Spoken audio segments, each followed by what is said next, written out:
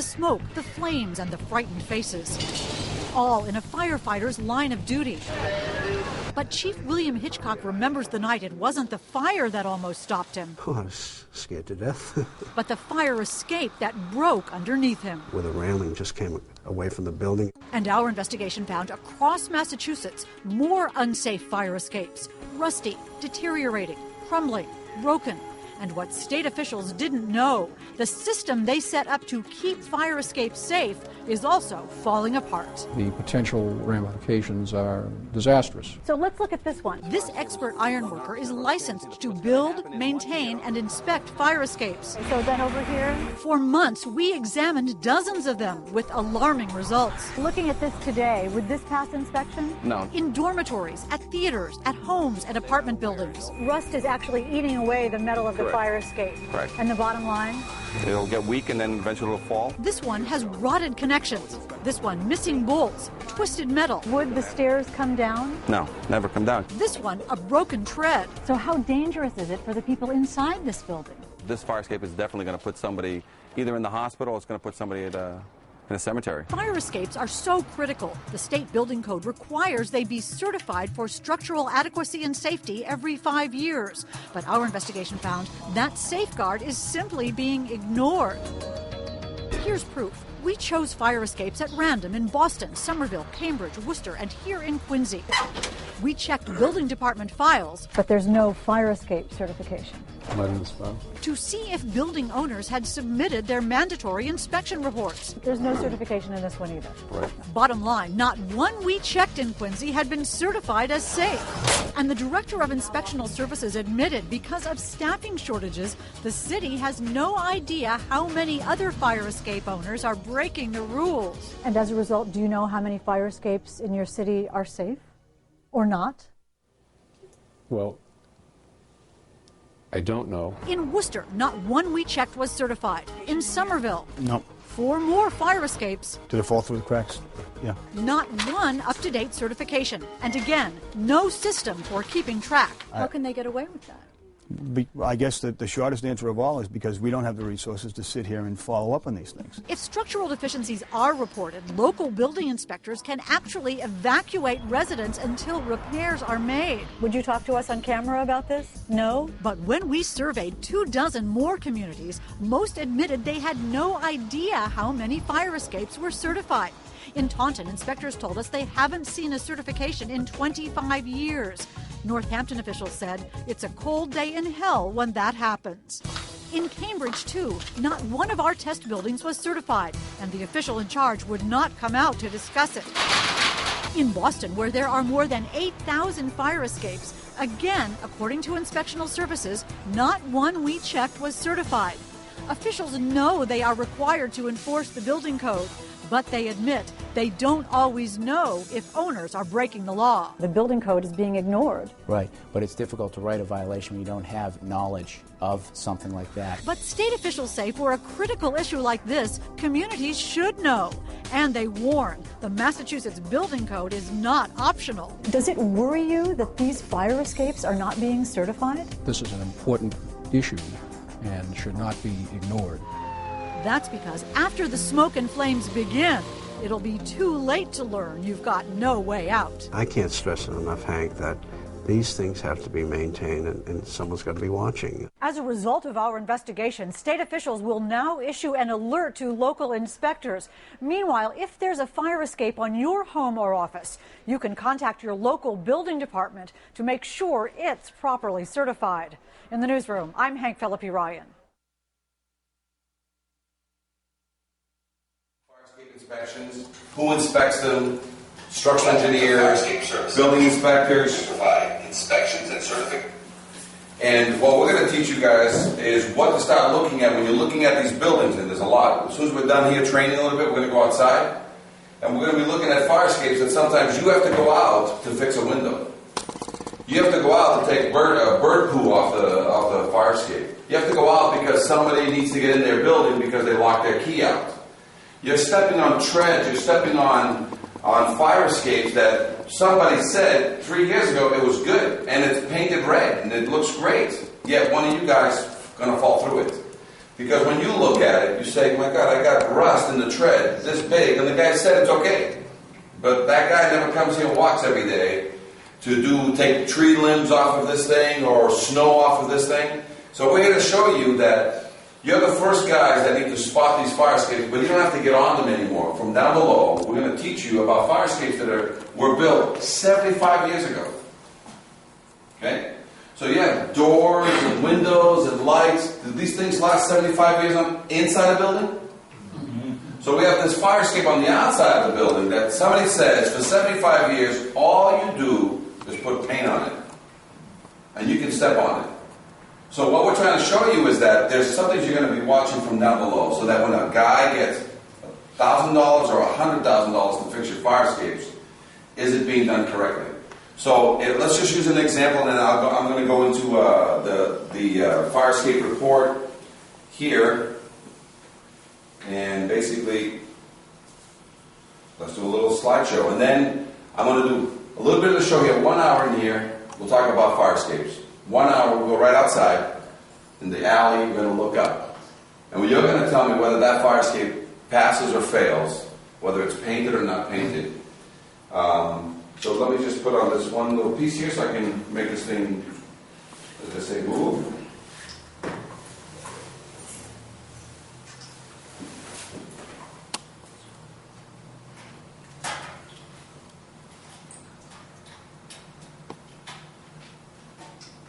Perfect.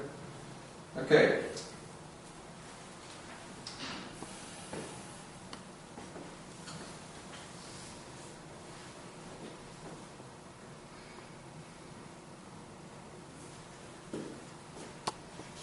So, you don't have to worry so much about the things. Just catch me and catch the guy. If you have any questions, every time I do something, just ask a question. Just ask it out. If I don't understand, I speak Portuguese. Eu falo português, mas se é espanhol, and Corbel, he'll answer any questions for you. Speak a little bit of French, and any other crazy language we want to throw at us. But between all these, we'll fire a little bit of Italian.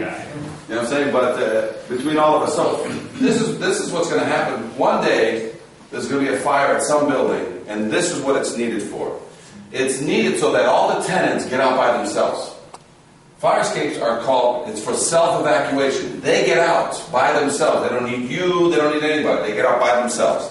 Then when the firemen arrive, 1 minute or 10 minutes or an hour later, they use this to get in the building and get the people out that couldn't help themselves. What they don't want to do is fall down a bunch of these shreds. So what's important is that these things are getting fixed correctly and that the repairs are being done. So your job is just now, because you're the facilities guys, every now and then you have to go up these things and you have to see when a fire escape that is 75 years old. And if all of a sudden in 75 years, everybody has seen the hardware 75 years ago is square bolts and rivets. If it's square bolts, it's 50 to 75 years old. If it's rivets, which they used to put bridges together, which is a hot thing, you put it on the coal, you heat the rivet, you stick it between two metals, and then two guys on either end pound the crap out of it. It's older, it's 75 plus years old. So if I got a fire escape on this building outside, and you look up, and it's been outside for 75 years, and they've been fixing it over 75 years, and you look up, you see nothing but square heads and round rivets. Did anybody fix anything yet? And they've been painting it because they're bright red. Great. I'm glad they're bright red. That's one of the problems. Fixing it is one problem, painting is another problem. So at least they've had half the problem has been taken care of, right? But now the first problem is, in 75 years, do you think any connection has had time to grow and open and separate? Yeah. It's easy. You look up and you can see between something that used to be tight, you see a little bit of separation, a quarter or whatever. If it's got a 1/4 inch of separation and there's a space in there, guess what's happening? Your foot is going to step on that and go through. Your tenant going out for a smoke is going to step on that and fall through. And there's only one way to repair it. Take out the rust, put a new bolt in it. So you go out and they spend $1,000 or $100,000 fixing the fire escape, and you look up and there's no hex head bolts. You look it up, you see plenty of squares, plenty of rivets, those nice new bolts. Everybody here knows what a hex head bolt looks like from Home Depot, don't they? Yeah. You look up and you're like, so now you need to inform management and say, hey, I don't know what you paid this guy, whether you paid him $1,000 or $100,000 to fix this fire escape, but it's shiny red, but that's it. And the cement in the wall, still open. I got birds flying in there. So some of these fire escapes is not safe. Because this is what's going to happen. This happened in Boston, and it's only after somebody gets hurt or somebody dies that they make a big deal about it. Well, this happened in Boston. A fireman was saving a woman who was a tenant. She had her niece over, which is not a tenant, and this is the fire aerial truck coming over to, for him to grab it. At the last second, he saves himself with one hand. She tries to grab him, and she falls away, so she died, and her 8-year-old niece landed on top of her and survived 40 years ago. Okay? So, who does fireman hurt? I mean, who gets hurt on fire escapes? Usually it's the tenants, usually it's the firemen, sometimes it's both. But every now and then, because you don't have enough fires to test this, guess who else gets hurt? Because you guys got a lockout, a windowsill to fix, a satellite dish that got to be installed or removed because somebody did it illegal, some crazy wires, tree branches that blew in because of a storm, things that blew off the roof, pigeon poop, you name it. You guys are on there. And you guys are starting to fall because, this is what occurs. So we're going to teach you the tricks. Back in the day, you guys remember when there was before AC, very common in New York, where did everybody sleep? On the fire escape. Which is okay, 25, 50 years ago, the fire escapes were strong. You could do that. So not everybody was dying on fire escapes 25 to 50 years ago because the fire escapes were only 25, 50 years old. And they were very solid. Today they're 75 or older. The firemen use it to get people out. Sometimes they can't go through the front, they have to get them out through the side. You got people who are watching parades on your fire escapes and they load them up like that. You've got all kinds of things going on. People are getting married now on fire escapes. They take pictures. You got people that do the parties. Hey, there's a party on the 3rd floor. And what does everybody use? The fire escape. Guess who gets sued immediately if a party goer who's not even from the building is walking up and down that thing? Live load test. A live load test is what you guys do every day. A real load test is supposed to be weights, cement, lead, water, sand, bricks, and I put them on a fire escape and I load it and I step away, and that's called a load test. A live load test is when you guys and the people in this building and the people get on it. That's called a live load, because you'll either live or you die. But either way, who gets sued? The building. You know what I'm saying? So this is one where I had, I know this case, I was involved in this case, 5 people on this. There was a buyer trying to buy a condo, a seller, the seller's real estate agent, the buyer's real estate agent, plus a condo association person. They're up top here. See all that rust up there? Mm-hmm. The guy who did the roof, who owned the building before he sold his condos, forgot to put all the bolts back on. And that whole thing fell 12 feet. Could have fallen more, but it didn't because they landed on a small roof. Had it fallen 24 feet, guess what would have happened? Dead people. But instead, what did they have? Live people. And live people with all kinds of iron all over them. What's the first thing you do when you're all busted up and you're stuck there? What do you do? Grab your phone and you dial 911. Or you call your lawyer. Who do you call first? You call the lawyer first, and you ask him, because you're still alive, you ask him to call 911. You understand? So these are the kind of things you have to worry about. This is another case in Iowa that were involved. 3 kids were watching the fireworks from up there. And guess what happened? They're up there watching the fireworks. The maintenance guy did some work on the fire escape and put it back, and he just lag bolted it back to the building. Instead of through bolting it, he lag bolted it. 3 kids hit the ground.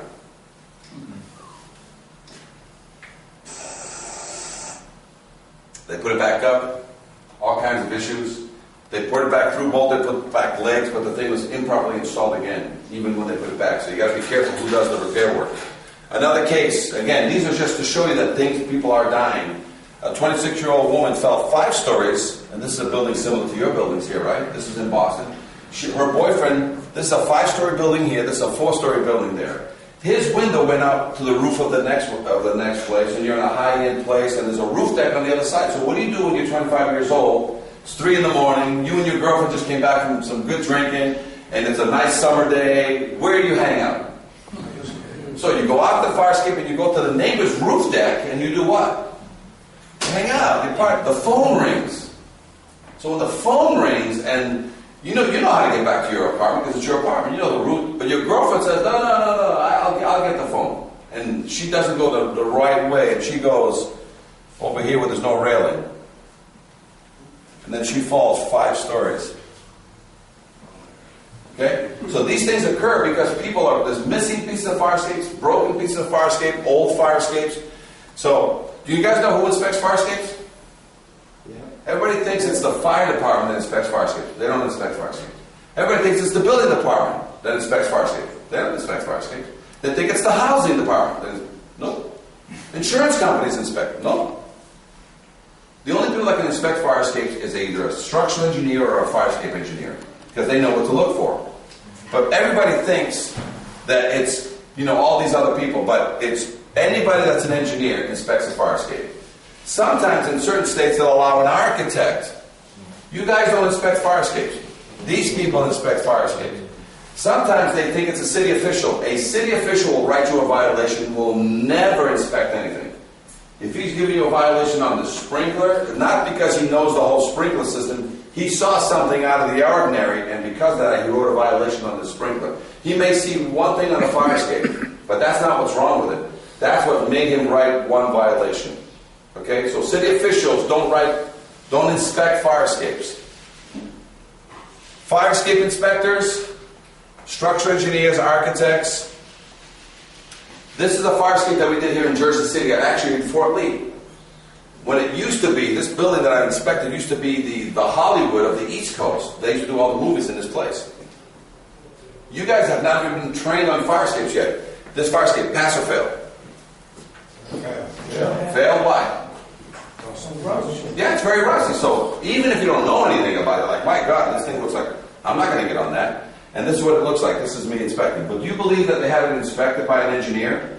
And the engineer came back and wrote a report on this. And the reason why I got to do this inspection is because the secretary didn't like what she got. So here's the engineer report. And this guy said, fix one tread, fix one of the gratings, and give it a paint job, and I'll sign off on it.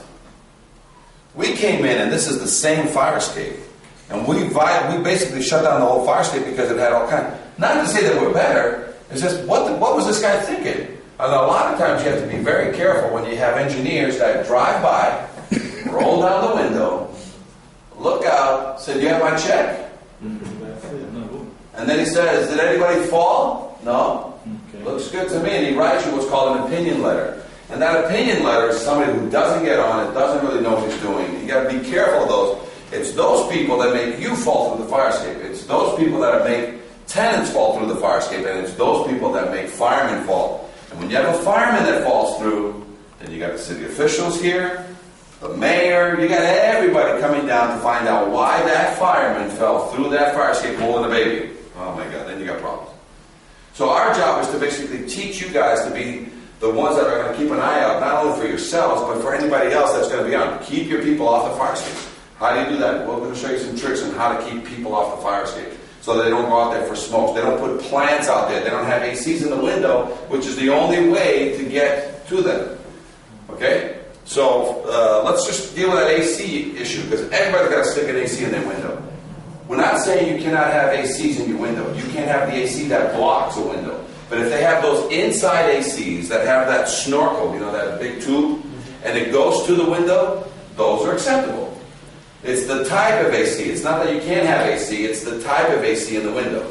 So you just and the management company will say that if you've got a room with 2 windows to a fire escape, one window needs to be open. You don't have to have both windows open, so they can have the AC in the other window. But that AC can't stick out so far that it stops people on the outside from getting by. So these are the little tricks that will go. There's a lot of confidence tests out there, and these are the things we're going to talk to them about what they need to fill out. So a lot of these confidence tests now is what changes an inspection from an opinion, because these are severe questions that the engineers have to sign. So I'm just going to keep going on this with you guys to show you that there's a lot of confidence tests that we help generate nationwide.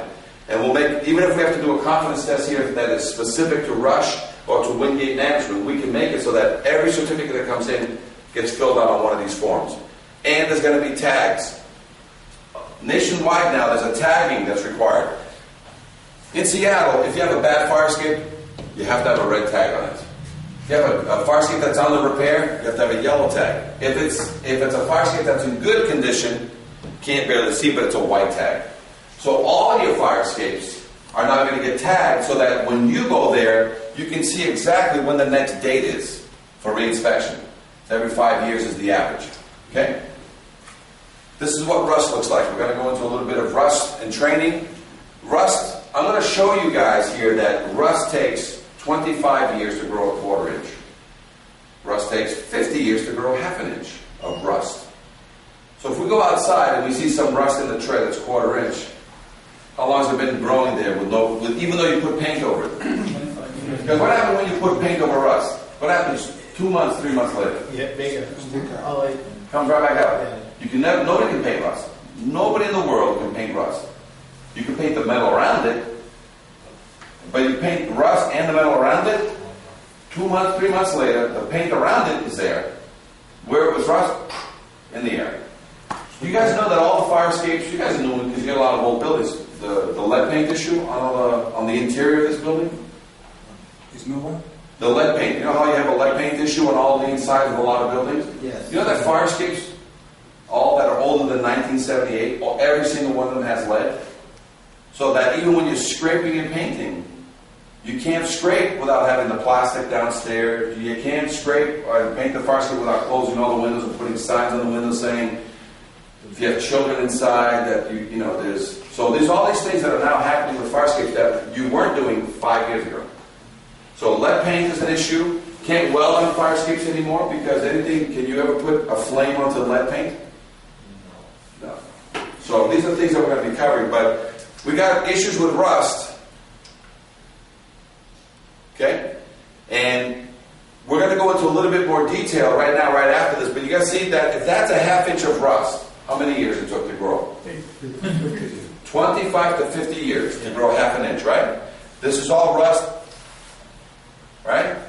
Now, this is the part that you have to worry about. I'm going to show you a quick little videotape, because when we walk up a fire escape and inspect it, for our protection, we bring a little 3-pound hammer, a little baby sledgehammer, and we go up and we hit the treads for our protection, right? And when it's good and tight, the connection, it goes ping. When it's a bad connection, it goes pong. Now that's what we use to go up and down every time we inspect the fire escape once. You guys walk up and down the fire escapes all the time. You walk around with a 3-pound hammer every time you go up or every time you go down. Now, what you're worried about is what's going to show here when you have this, and sometimes going up a set of stairs, you can see it, so you're going to step over that one. What happens when you're coming down the set of stairs with wood or bricks in your hand or something, you're coming down the stairs? Well, this is why we inspect with a hammer for our protection. This is what can happen to you guys. Watch. 3-pound hammer.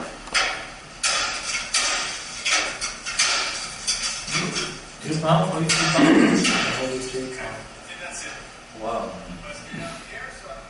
Okay? Hicimos el meteorito.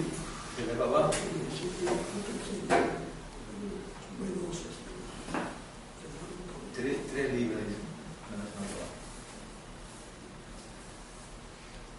You know what I need? I just need, is there another extension cord? I'm going to have to pull this thing. Actually, I can get to that. Say again? Do you have an extension cord? I just need my battery seems to be going out on this thing. Thank you. So while I'm waiting for the extension cord so my battery doesn't go dead, now you see what's going on is that treads like that, as soon as they go, if you're going down, your knee is going to snap, or your leg's going to snap going forward, because you can't stop yourself. You're going to go forward, you're going to snap your knee. You're not coming to work back at Wingate anymore. You're done. That knee is, you can't fix that.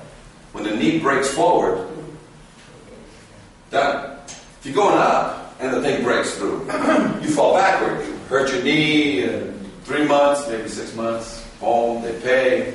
But you'll be back here working. But if you're going down and you break your knee forward, you break the cartilage and you break the knee forward. So that's the main thing that we're worried about, is that the inspectors are being, the facilities guys are going on these things every now and then to take care of routine maintenance, which is windows, birds, trees, and you got to feel safe. You got to make sure that these things are safe for you. And then in reverse, you got to keep the tenants off of these things, because if they're doing anything, parties, going out for a smoke, putting potted plants out there, and these things have not been checked, air conditioning, whatever, then you're putting a little bit of liability to the Wingate. And Wingate just wants to get all the fire escapes nationwide. They want to get them under control, because even though they have a nice, pretty piece of paper in the office in a jacket, they want to now go back and verify that there's not been some abuse. So today will be the first example of that. After we teach you a little bit of how fire escapes are made, we're going to go right outside. And even if they have a nice certificate for the one right outside, and you look up and you say, okay, they have a structural engineer that was here 2 years ago and said, this fire escape is fine. But you guys step outside now, there's no new bolts. There's all squares and rivets on it. And you see evidence of rust. Now, this is what Wingate wants from you. They want you to call them up and say, hey, even though we have a certificate on file, this is suspect. There's something going on here that we need to take another look at it. And that's all they want to do. They want to go back and just verify that that's a perfect thing. They want to verify that what they have is actually legitimate. That's all. And they're expecting that a majority of these should come back as they re-inspect them. Okay, so even firefighters, I inspected this firehouse where firemen train every day, and after I inspected it, it all fell apart. So they got closed that day. So even firemen are not watching some of their stuff sometimes. So I don't think it's just you guys, you know. But we got a lot of rust growing in a lot of connections. And for this to happen, trucks hit it, pieces are falling, moving trucks, trash trucks. Let's see if this is. There you go. Go back on power.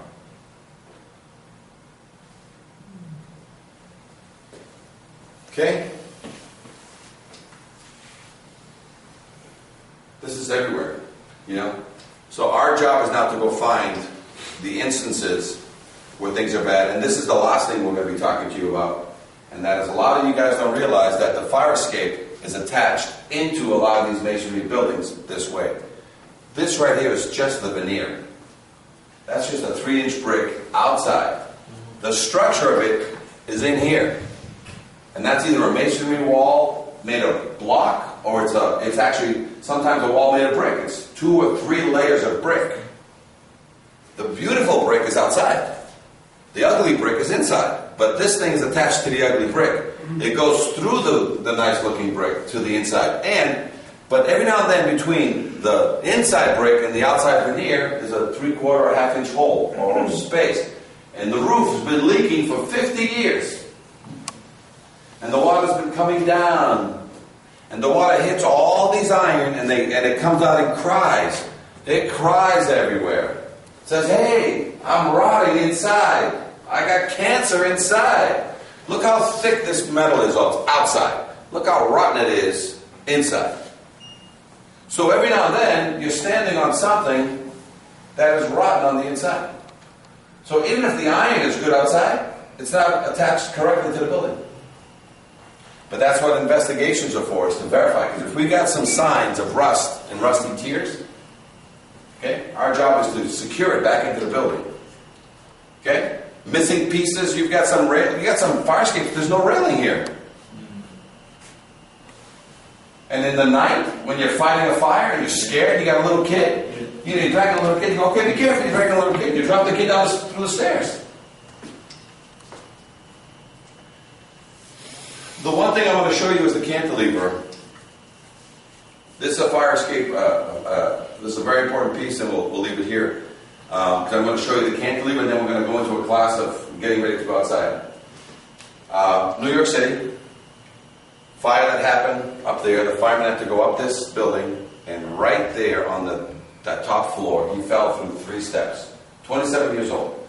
Fell through, injured his spine, was still able to go back in and get the woman and the child at the very top. Came back down, and then he was gone. He fractured his vertebrae. No longer could be a fireman, and went out on what's called disability.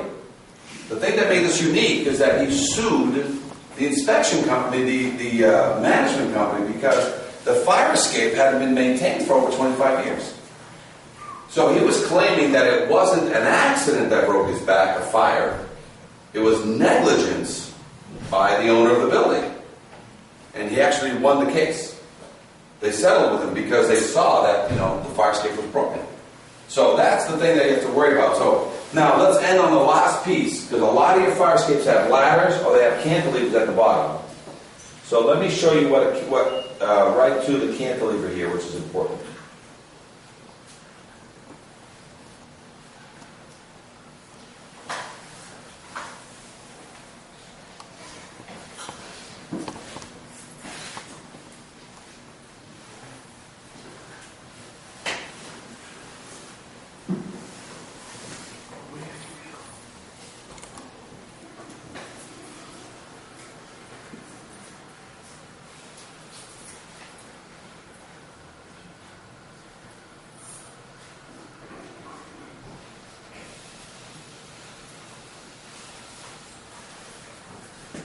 Cantilevers. This is the last piece. Everybody's seen one of these, right? They're all over, everywhere. This is how you get to the ground. You either get through the ground because there's a ladder that's on weights, and you release it, and it's supposed to drop 2 to 3 feet per second by itself. You're not supposed to help it. You're not supposed to hold it down. It's supposed to drop. Or they have cantilevers. And you're supposed to come down, step on one stair, hold on, and then it starts to come down, it hits the ground, and stays down. So let me tell you how they're supposed to work, and how you probably have them here.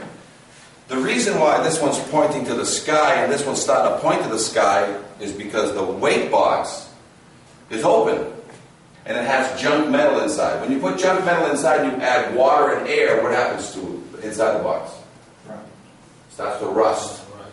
And when you have a 1/4 inch and you let it rust, it'll grow to 1 inch of rust and get heavy like 1 inch. So what happens is as you leave it open, water gets in year after year after year, it starts getting heavy and it starts aiming into the sky. So the first thing you do, if you don't want the city to give you a violation, is you go to Home Depot, you buy a chain, and you tie a chain back here, and you tie it back up there, you tie a chain over here, and you pull it up, and guess what happens to it?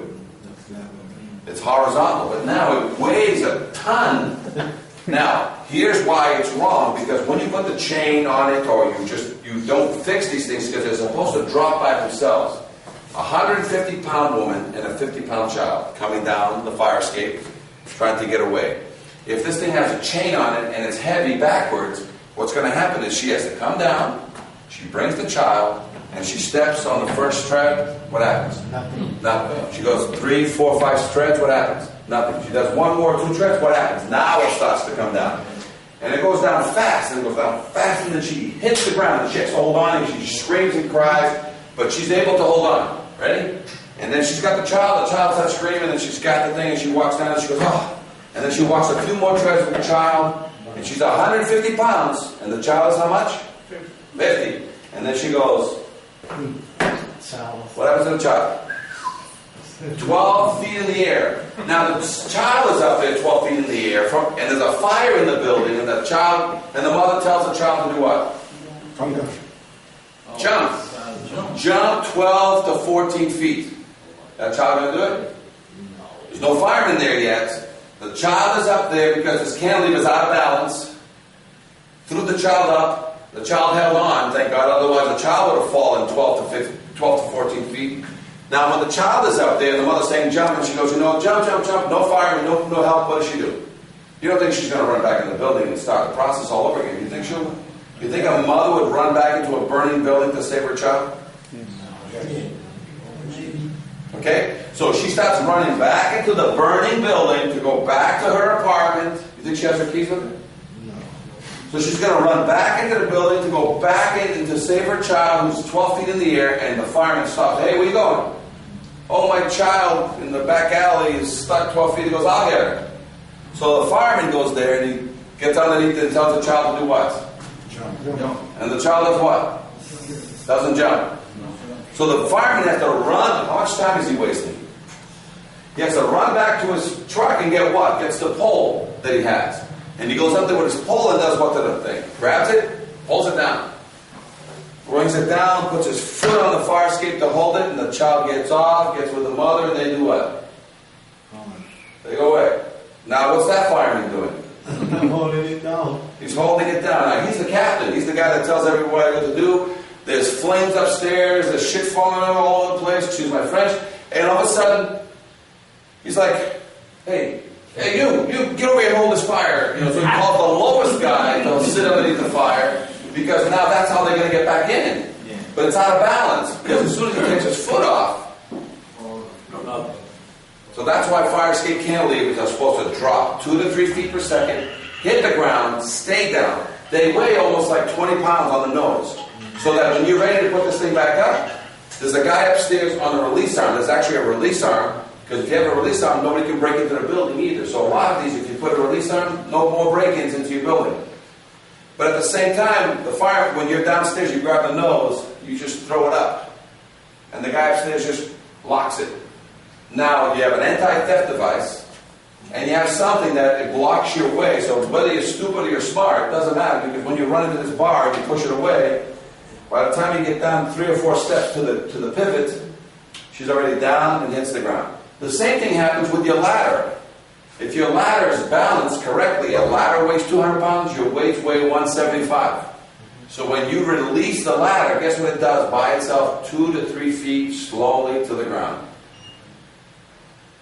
Goes to the ground and hits the ground and stays there. Some of these are out of balance. You got to push them down, you got to hold them, and it's not what it's supposed to be doing. It's supposed to be single action requiring no special knowledge. Okay? So what we have on here is we have some inspector training videos that we use to train the firefighters, the building inspectors, and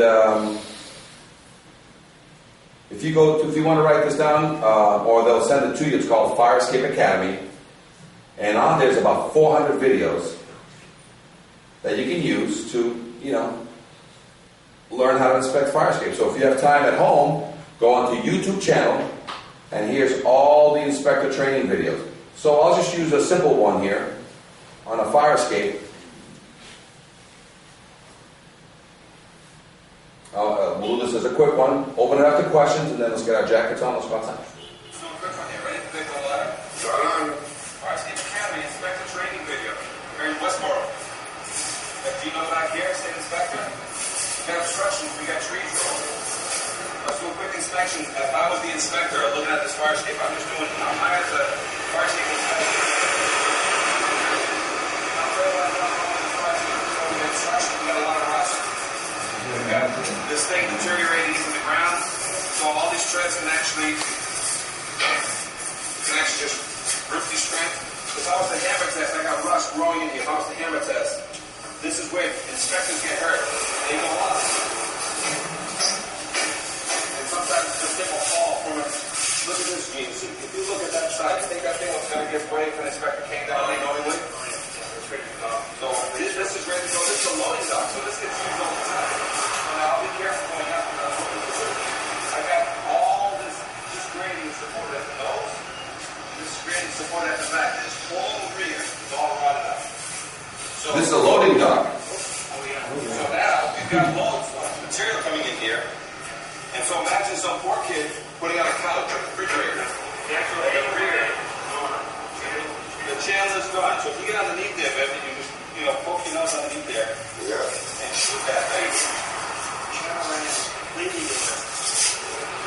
Now this is taking couches, refrigerators, whatever it may be. See all that rotted? It's rail, dude. A lot of times this is a chain rail. That's right. So usually, if any kids get over here playing around, they can fall. Got trees growing in it. Look at the supports into the ground, how they're rotting. It's cement. see sitting on a pillar.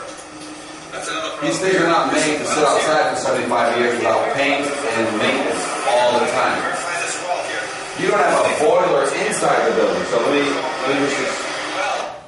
let me just put it out of here. But if you want to turn on the lights again, you don't have a boiler that lasts 30 years in this building, and that's inside. How can you have a fire escape outside that lasts 75 years with nothing but a paint job? So what you want to do is, as we go outside and we're going to walk around the building, all you're going to do is just to help the management company is make them aware of whether you see something that somehow passed that really shouldn't have. What do we have to do immediately to secure it? Because even though, and I'll give you an example. Let's say we identify something out there that has ½ inch of rust, has huge missing pieces or whatever the situation. But let's just take a tread that has a lot of rust in it. You know what the temporary repair to make it safe for you, for the tenant, and for the fireman? Not to certify it today, but if I take out, every tread has 4 bolts, right? And if I find treads out there that have ½ inch of rust, the correct repair is 100% removal of all the rust and rebolting. But in the meantime, just to protect everybody, if you take out just the bolts, leave the rust, and you put in 4 new bolts, will that temporarily hold that fire escape to make it safe for the tenants and for the firemen? Yeah. And then you can schedule the repairs 3 months from now, 6 months from now, because are those bolts going to rot in 3 to 6 months? No. But will they averted a possible lawsuit so that you didn't fall through it, tenants didn't fall through it? Did the landlord ever fall through the fire escape? No. They don't even, because there's a law that they're trying to change here in the United States where all rent from now on must be collected through the fire escape, so that all the they're going to duct tape their rent checks to the outside of the windows, and they either want the management company or you guys to go collect rent for them every. If that was the case, you'd have no fire escape problems. Would we ever have fire escape problems? But I don't think that law is going to get anywhere. But that'd be a great law to keep things on top of this. But with that now, all we're going to be doing is basically looking at something, because, you know, this is the fire escapes are the foster child of egress. You guys spend more money on your elevators and your front steps, making sure the inside stairs, they're all good. You're constantly painting them and changing them and reinforcing them and sheetrocking them. The inside stairs. What about the foster child outside of fire escapes? You know, that's the forgotten child. That's outside, 75 years in the cold, in the rain, no winter coat, nothing. Other than a little bit of paint every now and then. You know what I'm saying? So, we're going to help you guys see what that is, so that if there's something that's a concern, first of all, you're not going to get on it anymore, because you're going to lower the liability for the management company itself. Number 2, you're going to keep all your tenants off of these things because you've identified something that could be a concern.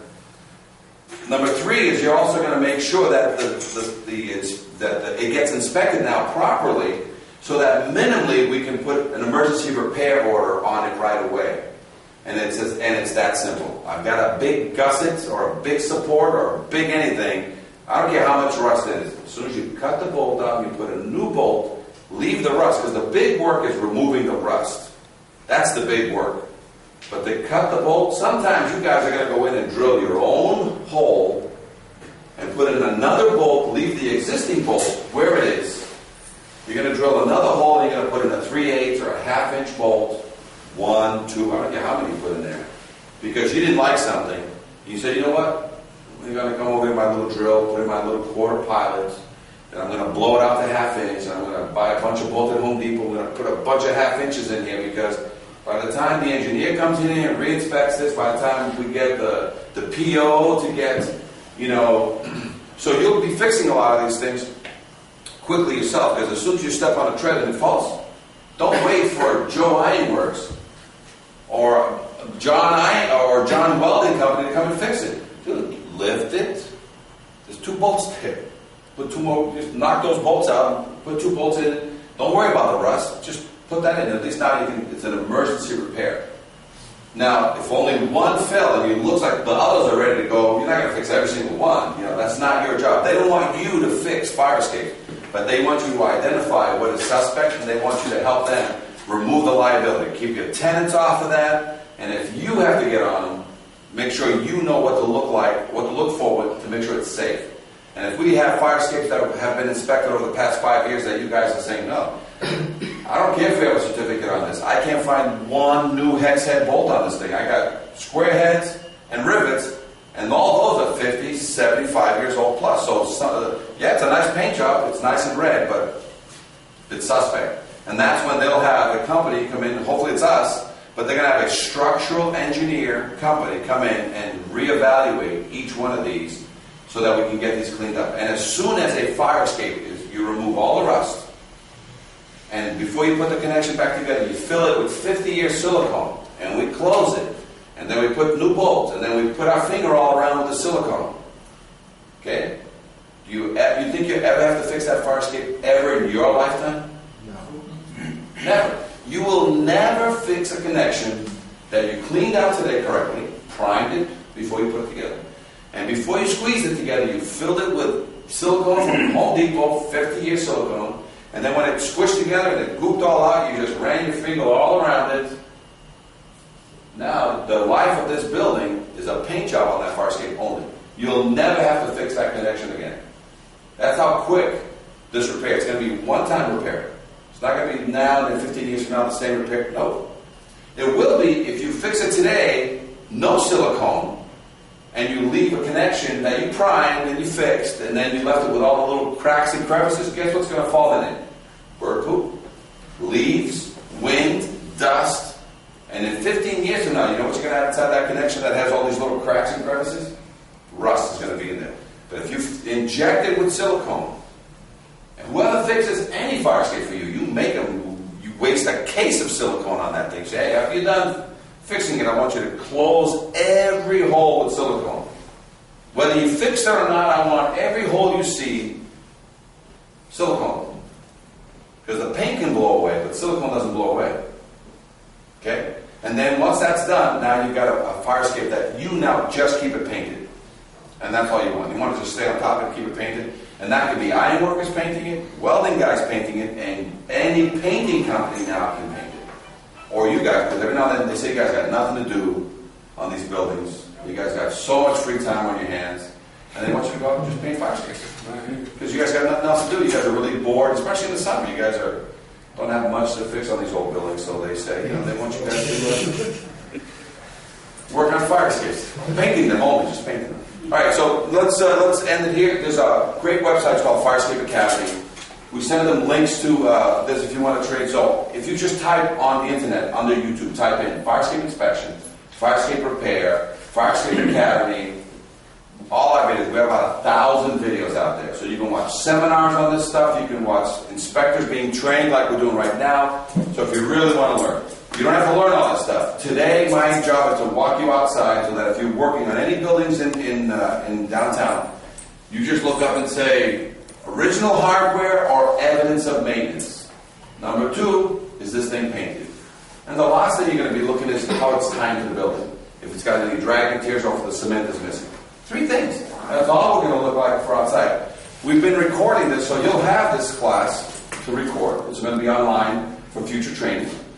We're also going to take that camera outside so that as I'm talking, I'm not going to tell you what's wrong with the fire escape. I'm going to ask you, guys, what's wrong with this one? And you're going to go blah, blah, blah, blah. Next, go to the next one. What's wrong with this one? And I don't care if the fire escape is 1 story or 5 stories. Everything that's wrong with the fire escape you see in the 1st and 2nd story.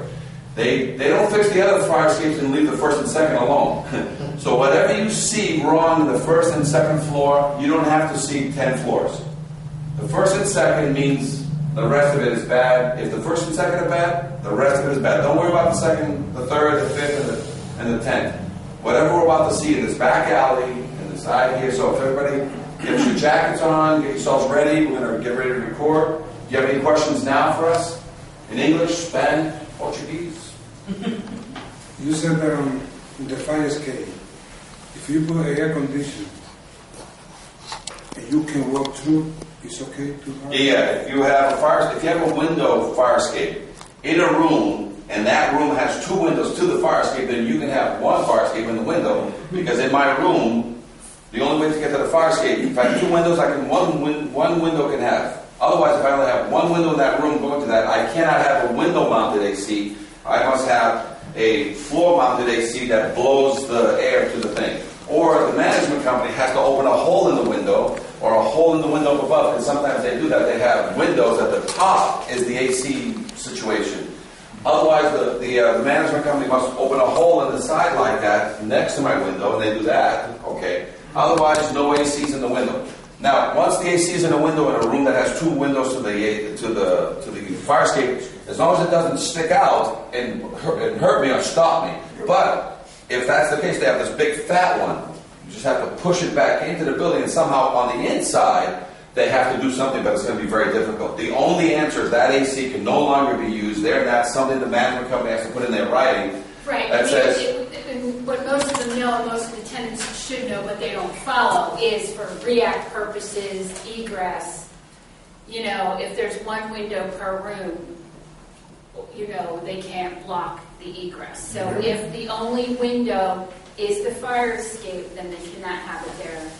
if you could just put it in, because all it is, they need just the knowledge. A lot of, when you say to them no ACs in the window, they're going to break that law because it's hot in my room, and I don't care what you say. But if you tell me there's only one type of AC we'll allow in this window, and that is the inside unit that blows the air to it, then they'll comply. You're just telling them that this type of AC is illegal, this other one is legal, and so, but they're expensive. Those inside ones are $300 to $500. But it'll cool your room, but you can't have the ones that block the AC. Any other questions?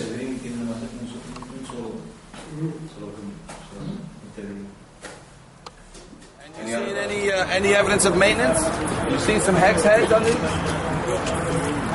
Looks pretty good so far.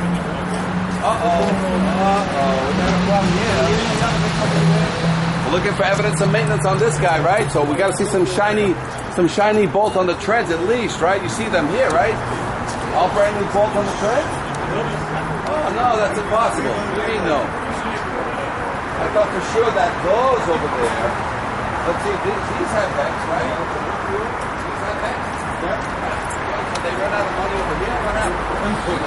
Well, the guy had money, and he kept fixing. But then, as soon as Kathy left the area, what did he give her for the same amount of money that he charged her here? What did he do here only?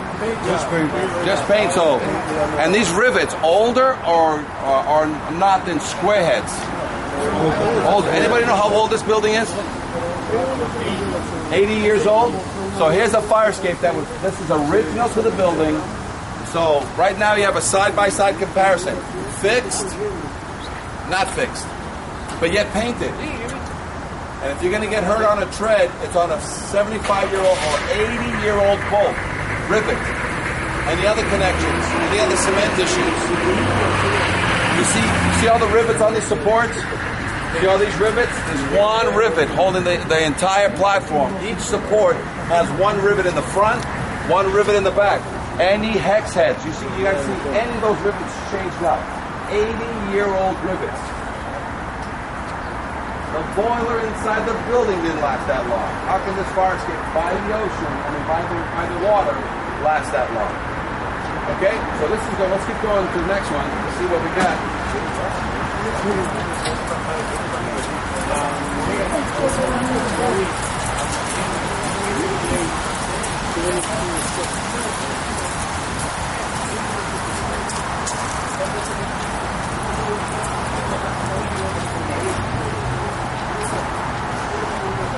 Okay, so the guy who got this, was this a $1,000 contract or a $100,000 contract to do all the fire escapes?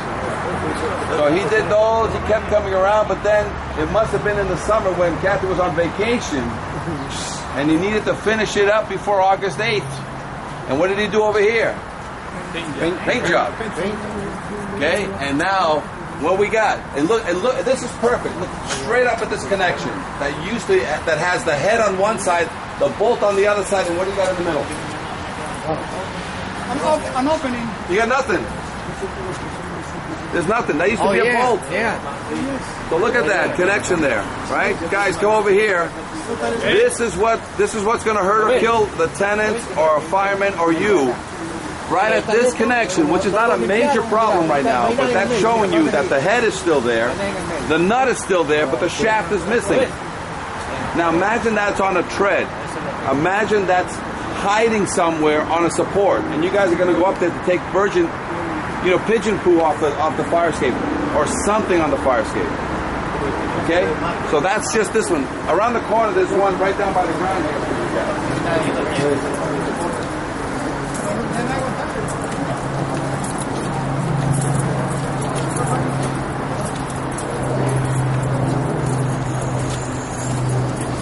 Okay. Don't go up too far. I want to show something. You right here? Now, I want to teach you guys a quick class. How good you guys are getting. Ready? Now, we're going to be talking about this one here, right? But now, to make sure that you understand the rules, must be kept painted, must be structurally sound, right? And anything that is 50 to 75 years old either gets load tested or gets reinforced or replaced, right? That's the guarantee. So, does that fire escape across the street pass or fail? Original or new hardware? Across the street. Original. Does it pass the inspection? No. Why? It looks like, how about the paint? Is good paint or bad paint? It's not too bad. Look, it's brown. I mean, that's not rust, that's brown. So it's not too bad, right? The paint is not too bad, right? But now, structurally, do you see any evidence of maintenance on that 50 to 75-year-old building? Right? What do you see from here? Square heads or rivets? Okay? So, you don't even have to be your nose right on it because you can just look, you're looking for some shiny bolts. You see any shiny bolts on 5 floors, 6 floors. So with that, that's far away. And you now, after you start becoming, you understand what's going to keep you safe and your tenants. Now look at this one right up against your nose. What do we got here? What do we got in this corner? Rivets and squares. If you want to know what they look like, that's what rivets and squares look like. Now, if we keep going slowly up this fire escape, right? Look at all the original hardware. Look at the rivets. Look at the squares. All these squares, right? Now, look at the rust. Look at that rust in that connection. Right? Look at that rust. Look at this support holding it. Look at the rust in this support. Growing. Keep coming. Very rare do you get the beauty of having one right here up against your face. Now, is there rust in this connection? And how old is this rivet? And how old are these? Well, you already know. How old is this building? 80 years. How old is every bolt? Oh, somebody did some work here. Look up. Somebody fixed one thing. And the rest of it, how old is it?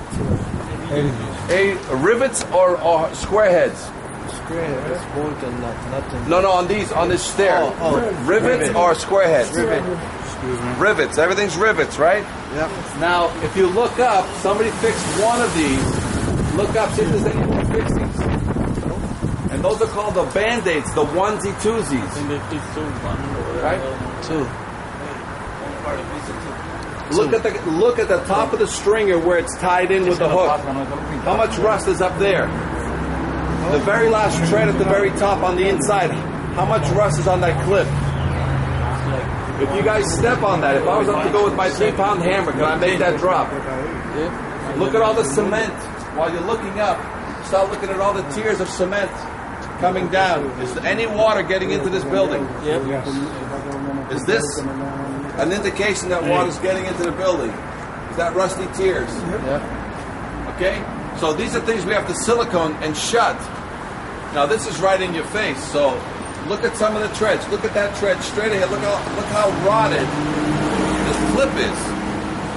Now can I come here with a welding machine and give you an emergency Band-Aid with the current EPA laws that says you can't weld on anything that has lead? There's another issue that they're looking at. Some of your buildings are 100% free of lead inside. You know the only thing left on a building with lead? The fire escape. You know what they want to remove? They want to get this fire escape off these buildings that have the lead and put a brand new one on it that's galvanized so that this building doesn't have to go through all the crazy lead laws that it currently goes because of one thing that has lead. This. And this can easily be swapped out and a new one put on here that's galvanized. And then you have a lead-free building, which I think opens you up to more tenants, opens you up to more different things, if I'm not mistaken. Is that correct? With the lead, once the lead is removed? She likes less paperwork. Let's go up one more, and then and then we'll open up to some questions. And if you have any alleyway activity, we'll take a peek. Because imagine you guys can now start working for the city, become part-time fire escape inspectors. Cup of coffee, walking around.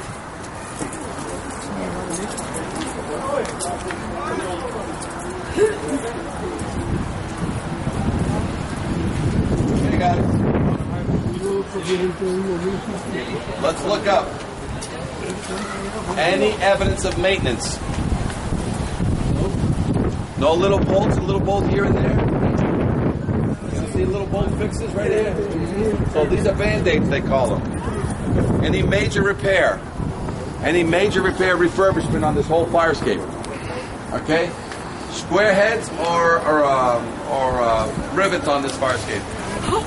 More rivets than anything else, right? How about the fire escape ladder? Does it look like it's in good condition?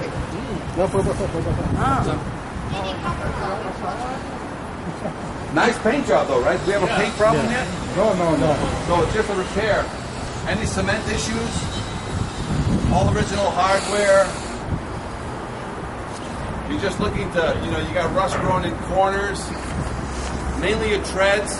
80 years they've never fixed the treads on this thing. And whenever it did, it was onesie-twosies because one thing fell and they sent that poor guy out to fix one tread. Okay? So this is great because this is a fire escape that's been painted. They claim they repaired it. Did they repair anything here? They painted it. But that's the case. Right across the street, pass or fail. Evidence of maintenance from here. If that's your building. Any evidence of maintenance? Original hardware or all original? Square heads or rivets? Any cement problems from here? Just on the ground floor, can you see some cement spalling into the building? The fire escape next to it, original or hardware or repaired? Original. Paint's okay? Paint's not that bad, right?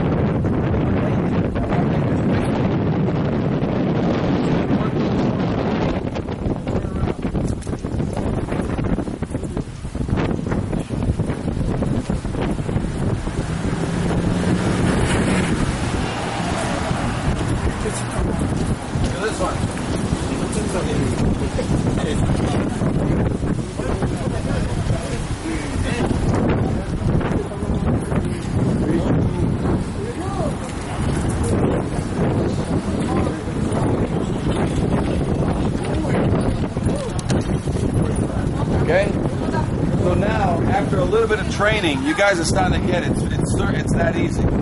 Yeah, you can keep it painted, but that's no longer the proof that it's good. I'm looking for evidence of maintenance, minimally on all the treads and all the supports. And I'm looking for some hex heads here and there. Otherwise, if I see rivets and squares, I gotta let the management company know that I don't think it's been fixed correctly. And they'll have it inspected, I'll have it looked at, and stay off of it until they have it inspected for your protection. Okay. Now, does anybody know if there's any staircase around here with a cantilever with a weight? Any? All right, we can start heading back in towards the fire escape. I think you guys pretty much got it down on control. You know what to look for.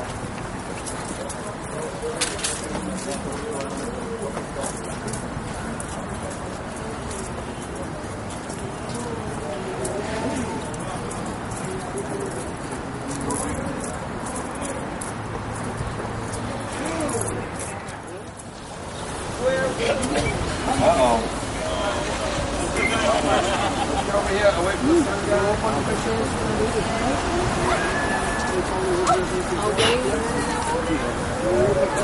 And remember, this is your building, but we're going to look at somebody else's building. The construction, for sure, they're doing the right thing, and they're going to fix those things too. That's what you're going to look at, is to see that this is just not a problem in here. It's a problem everywhere because not enough people know about this problem. But now, let's take a look up. The first thing you look for is evidence of maintenance. Any hex head bolts when you start looking up? Where? On the treads? So look on the treads. Those square heads or hex heads? Yeah. Hex heads or square heads? Oh, they look like hex heads to me. Looks like somebody fixed those. Yeah, they look like hex heads. Wow, and you guys were ready to rip this guy apart. I'm sorry. It's not happening. Look at the squares down here. Just concentrate down here. This box, square heads or hex heads? Yeah, 5 sides, right? So these are hex. So that looks good so far, right? All right, guys, you guys are ready to knock this thing down. That's a problem. So let's take a look at the next one, see if there's anything. Or we'll go over one first, and then we'll walk down this way, because right around the corner there's some great stuff, which is right down by your eyes. So let's look at this, guys. Great stuff. So let's go around the corner, because there's some nice parts there.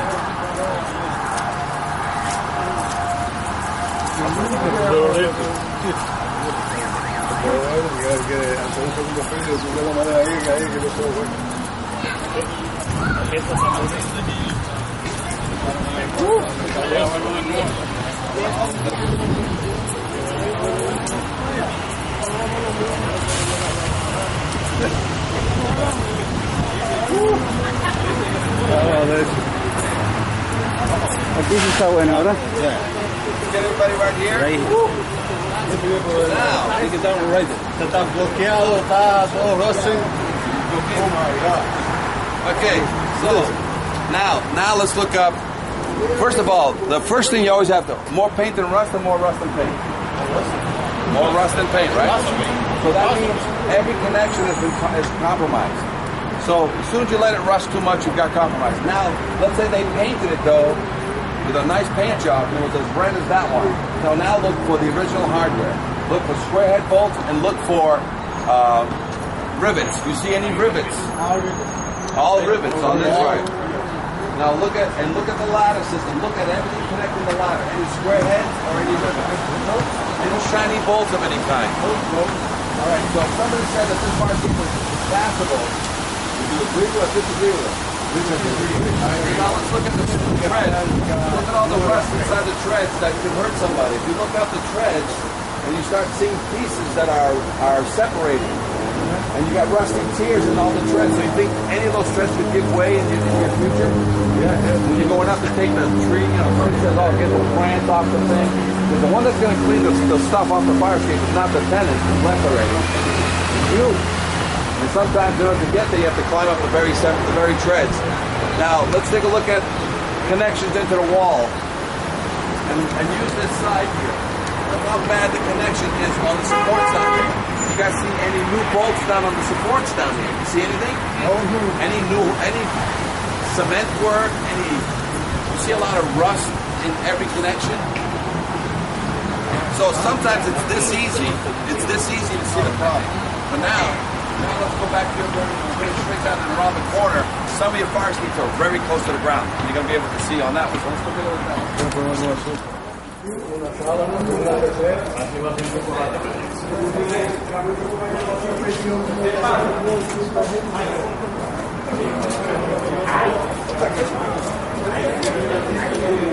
Hey guys, get in here and look and get your nose in there and look at every connection on the superstructure. Just now, forget about the treads because you guys already know about treads. Look at the superstructure holding up the entire fire escape. Yeah. Go in there. Start looking. Yeah.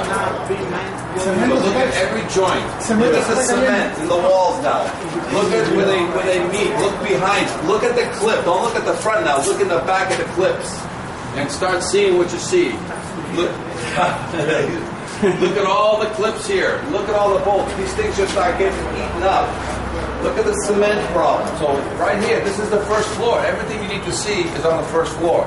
Sometimes a little bit of the second. So you already know that you're looking, is it original hardware or is it any evidence of maintenance? Original hardware. Connection. Look at the bow. Look what happens when things, the cement grows or things happen. Look at the bow and the steel over here. Look at all the spalling. This is what rust, this is ice and rust, what happens when it gets inside. Okay? So these are all the things you have to concern yourself about. This is outside, 75 plus years. No protection other than paint. No maintenance, no help. This is the foster child of egress out here. You know what I'm saying? Nobody's supposed to say it's supposed to be bad. Yeah. Those being, it was another fire escape there before? On these? Yeah. No. You see those ones that just come out of the wall? Oh yeah. It could have been something else before there, but it looks like these are all got notched in as you go along, and as you can see, when the cement is bad, it starts popping all your brick too on here. But you got pops, you got bends, you got rust growing in the clips, some smashed railing, and where the railings tie into the building. I mean, there's all kinds of issues. Yeah. So all of these, now you'd feel better if you were here. Every one of these squares was out. All the rust behind every one of these was cleaned, and it had new square hex head bolted. Not just here. 8 floors or 7 floors, whatever you got here. So now you have to keep your tenants off of these things. You have to keep yourselves to make sure that it gets properly inspected, because a lot of this is just out of sight, out of mind, and if nobody's checking the people who are checking it, that's why these things have been getting away. But sadly, we're at 75 years. Right now, these things are hurting everyone. They're hurting the facilities guys, the tenants who come out for a smoke. They're hurting the firemen going up these things. But they're nice and painted, though. So it's a nice painted fire escape hurting everybody, not a rusty one. And you guys need to just make them aware that you've seen something out of the ordinary. And all you say is, is she going to get any problems with the fire escapes to my left? No, further down, right? No. They look good, right? Yeah. Then they went and they caught her on vacation, and what did they do? Continue with the paint. We ran out of bolts, but that happens sometimes. If they don't know what to look for, the paint looks good, but the condition of it is bad. So I don't think it's still going out that way. We're going to go this way, but we're heading back to the room, or I don't know what you want to do. I'm just opening up a question. Back to the room. Yeah. Back to the room. If they want to sit here, we can just answer questions here. Whichever way. I'm fine. Okay, guys, grab a seat. Grab a seat. Just grab a seat. If you guys get over here, and I'll stand over here. Just ask questions, and then if you have questions for me, if you have questions for Kathy, if you have questions for your boss, you know what the procedure is going to be. Just ask. Anybody have any questions? Yeah. The super job is to look for the liability and the technology. Right. Yeah, your first job is to say, I've identified, let's say, every building that she has, and she has 6 fire escapes. You say, I've looked at all 6. 3 of them, to me, look like it has all hex heads. Looks like it was repaired and painted. But 2 of them on this address, or whatever address you're going to give her, I see rivets, I see cement problems, and I see original hardware. That's all she needs to know. If you see something broken, she needs to know that right away too. But that's so she can now initiate the next inspection to get it looked at. And the rivet and the square head will still be good, right? Yeah, even if the square head bolt and the rivet is good, the only way to guarantee it is a load test. And a load test is too expensive. Cheaper to reinforce that rivet or that bolt, or cheaper to take it out and put a new one in. Because a load test is $3,000-$5,000 for a load test. This fire escape here to load test, it'd probably be at least $5,000 to load test it. And none of that money buys bolts or paint. That's just to move a bunch of weight around all day long. But that same money can be used to change bolts and fill it with silicone. And then I can guarantee to her that the fire escape has been certified without the need for a load test, because we repaired all the cement, reinforced or replaced every bolt and rivet, and silicone shut every connection. The load test is in each step? Huh? How you load test it? In each step you put... Every platform, every step. 50 pounds? 100 pounds per square foot. So that platform right there, which is 15 feet long, 2 feet wide, is 30 square feet. Times 100 pounds, that's 3,000 pounds. I got to bring sand, lead, bricks, whatever I have. I got to put 3,000 pounds on there for half an hour. Then I got to move 3,000 pounds to the next one for half an hour. Then I got to move 3,000 pounds to the next one for half an hour. A lot of time, a lot of money. Buys no bolts, buys no paint.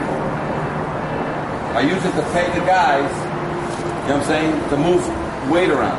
That same money you can use to put in new bolts and new cement. Okay, it's called a certified repair. So some of these fire escapes here to the left that have new bolts on the connection, that's a certified repair. Do you have any doubt that a new tread on this side with new bolts in it is going to hurt you? Right? That's not going to hurt you. But what about this 80-year-old rivet over here? Do you think it might go someday? Yeah. And is that day tomorrow, or was that day 2 years ago? Because even though it's still there, it's ready to go, you haven't stepped on it correctly for it to go yet. But the day you do, she'll know about it because she's got a maintenance guy that got hurt on the fire escape. And if you fell going down or you fell going up, will determine whether you're coming back to work or not.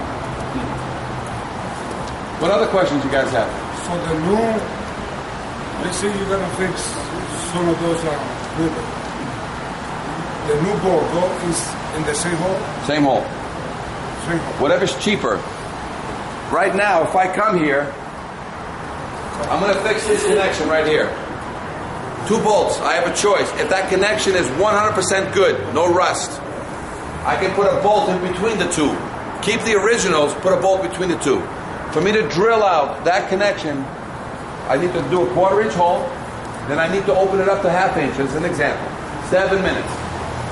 But with my impact gun, I put an impact gun on those 2 bolts right there, and I either unscrew it or I tighten it and I break it. Then I pop it out, put in 2 new bolts, 2 minutes. Which is cheaper for Kathy? Drill a backup bolt or pop those 2 old bolts out? When I'm done on this thing that was good, there was nothing wrong with it, but I needed to eliminate an 80-year-old bolt. I'm going to take my caulking gun, because I didn't open it up, and I'm going to caulk around that whole thing with 50-year silicone. Everywhere. Will that connection ever grow in the future with rust? So that's what we're going to do here. So if all those treads are good, and there's no rust in that connection, I'm not going to charge her to take all the treads out and change the bolts.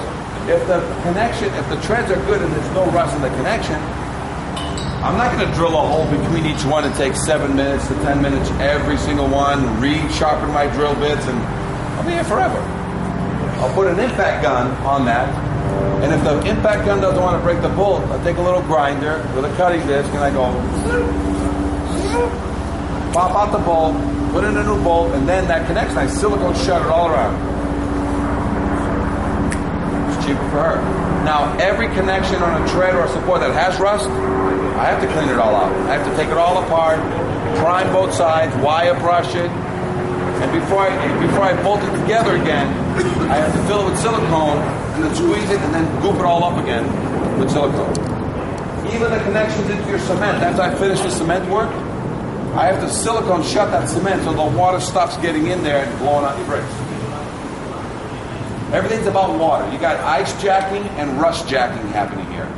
Ice jacking happens when water gets in between the cement and your steel and it pops all your cement.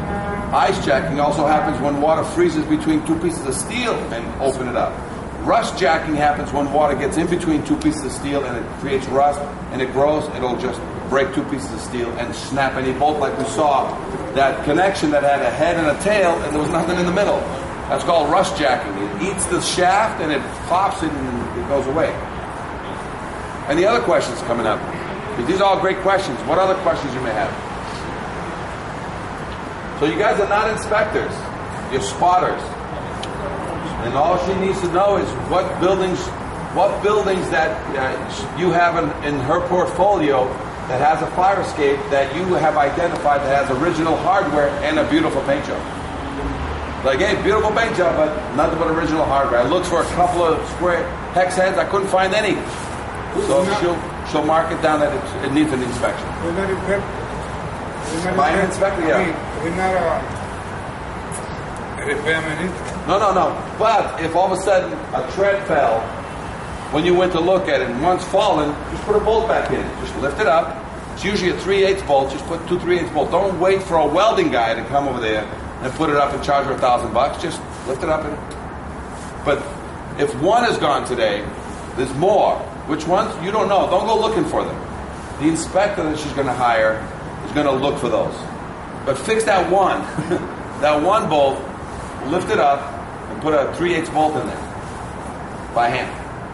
Don't even have to tighten it. Just put it in and hand tighten the thing. All you need. Now you've eliminated the liability for her, and she's aware that if one fell today, there's more coming. Any other questions? You guys have a good group here, so I don't know if you want to say anything to them, but free coffee, free donuts, take the rest of the afternoon off. I don't know what she's going to say next, but but thank you very much, for the class. And what I'm going to do is she's going to give me a point person, and this is what we recommend, always having one point person that is the fire escape guy. And everybody who has fire escape problems always goes back through that one guy. And that one guy is in touch with us so that we sort of, because he'll bring us photographs, he'll bring us, because sometimes you're in a situation, just take a picture. Get the picture back to you or to the point guy, and then we can quickly, no matter where we're at, make an assessment right away, but at least schedule the inspection. So this is more of a fact-finding mission, and today was a perfect one, because we were happy, like I'm like, oh my God, they did fix it. They did fix it, they did fix it. Oh, they didn't fix it. Then by the time we got around the building, they didn't fix nothing. But these things happen, it all depends. You don't know what to see. To you, the best thing you saw was a nice paint job, and you were so happy. Oh my God, we spent $100,000 and these things are perfect. No, half this building is perfect. The other half is still waiting to catch one of these guys by mistake. So now, and this has happened. I've had situations where I've also helped some buildings who paid $100,000, for example. And they stopped there and they continued on with a paint job. They have to come back and fix this for free because that was part of the contract. And you know how you get them on a contract? You say to the guy, no, we fixed everything. Really? Okay. Right here, show me one shiny new bolt on this fire escape.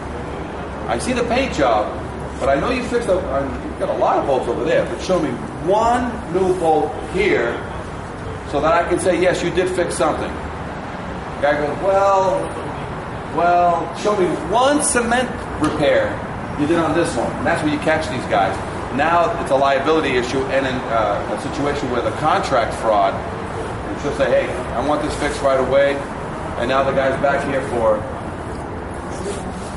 zero money. Because somebody ripped. So I don't know if that's the case here. This could have been a separate contract. I don't know. She is painted. And this paint looks as good as that paint. It looks like it was all done at the same time. So now it's just a matter of, it's these things we're trying to stop in the future. Guys who do that, and then when nobody's looking, they do this. But the check is green for the full amount of money. So that's what it is. So this was a great class. Thanks a lot for questions. What about the guys who tell you that, or tell her, that she didn't know, that all we need here is a paint job. That was bad, but here all we need is a paint job. Well then, because you just took this class, you say, I don't know if you know your job, but you're telling me that 75-year-old bolt is good? No, but I'm saying before this class, like if they would have there's a lot of, that's why they're having this class. They don't want, because here's the thing that you have to understand about why we do this. The reason why you leave fire escapes like this with a paint job, you think 5 years from now this will pass or fail if I'm inspecting it. Fail, right? So if this was my contract here, and I kind of fixed those, but I didn't fix these, you think I'm ever going to get away from this apple? I'm going to bite it once, I'm going to bite it twice, I'm going to bite it as many times as I can. I'm going to leave something for my kids. So if I don't fix it, guess what I have 5 years from now? Your kids come in and fix it. My kids come here and fix it. And over and over and over again. It'll always fail. Every 5 years, it always fails. One last question. Let's see if it's there. Every each ball is old, right? Yeah. 80 years old. Well, that doesn't mean when you expect that you're going to make management change each single one. It's not that I'm going to make them. The law says two things to prove that it's okay. A load test or refurbishment. So if I have a connection, okay, that's in good condition, the only guarantee is a load test. So sometimes if I got here and this fire escape was 100% good, no rust in any connection, 100% cement was tight into the building, I would say, and let's say I told them that this fire escape to load tested was going to be $5,000, but to change all the bolts was $25,000. What do you think she's going to choose? Load test or change all the bolts for $25,000? So some cases, it's cheaper to load test an old fire escape that is 100% good than to change all the bolts. So it's a combination of the two. You know what I'm saying? But I can't guarantee an 80-year-old bolt because she wants from me a guarantee. I have to give her a paper that says, I think an 80-year-old bolt is not going to break. So I need some protection.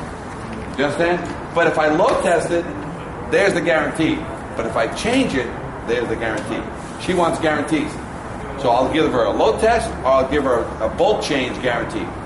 And as soon as we bolt change this one, let's say there's a bolt change, and let's say she spends 10 grand here, changing every bolt because there's no rust, there's just bolts. And we spend 10 grand changing every single bolt on this connection. 5 years from now, any work? 25 years from now, any work? 50 years silicone in every connection. 50 years from now, any work? What about paint job? How many years you got to paint it?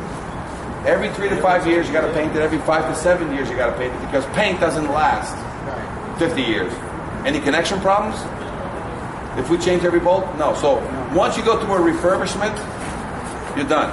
If you go through a refurbishment and silicone shut it, you got no more structural. So this building can go once through a refurbishment. I don't care how much it costs. 100 grand, 50 grand, or 250 grand. Once. Will I ever be able to bite that apple again in the future? If you did it correctly. And that's all iron needs. It needs cleaning of the rust, priming the two connections before you put them back together, inject it with silicone. Did they have silicone 50, 75 years ago? No. Do they have it today? Yes. So that's all you have to give this thing is some silicone, clean the connection, no rust in the connection, and then for the next 25, 50 years, it'll always pass. And whenever it doesn't pass because of paint, who's going to be painting? It's you guys anyway, right? But are you going to be safe on it when you're walking on this fire escape with a structural 100%? You're going to be safe? Because even a bad paint job, will I pass it?